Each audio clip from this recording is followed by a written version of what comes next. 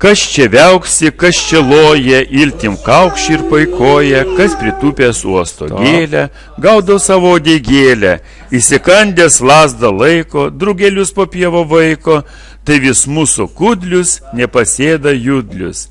Čia pritupę, čia pašoka ir gražiai tarnauti moka, o žėliu po kiemą striksi, riestavo dėgėlę vyksi, ir vis žiūri į akis, gal ką gerą pamatys.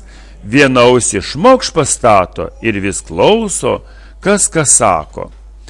Jautis baubė bububu, na kudliukui nesmagu, švis nuo jaučio ilga šuolį, kiaulių jovalą nipuolė. Ak patyčion tirštinien tykšt, kad pradėjo kiaulės kvykt, paršai kriukė, vištos kvaksi, žasių su žasiukai žaksi. Kas čia vyksta, gaidys ant mėšlyno pyksta, vyrams reikia nebėgioti, o giesmelę sugėdoti, ir darže pakas liekų, koko kariekų.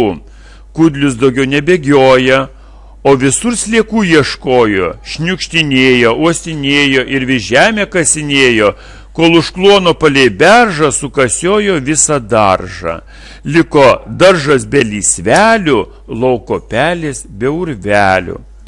Sliekai rangos vinguriuoja, žvirbliai čirškė patvoriais, šeimininkė šluota moja, kudliui kur pakliuvo tvoja. Ak tu kudlio, marš į būdą, to išdirbsiu kailį rūdą, nori vis kudliuką bausti, kur jam vargšui prisiglausti. Mat pamokė jį antytė, darže uogas nuraškyti, dar ožkelė mekekioti, krūmus laužyti primokė, pelės šlepete sugriaužti, kiaulės runkelius išrausti. Ak mamytė, ak mieloji, kudlis verkia, nemeluoja. Gal kai didelis užaugsiu, sveiką nuovoką atgausiu.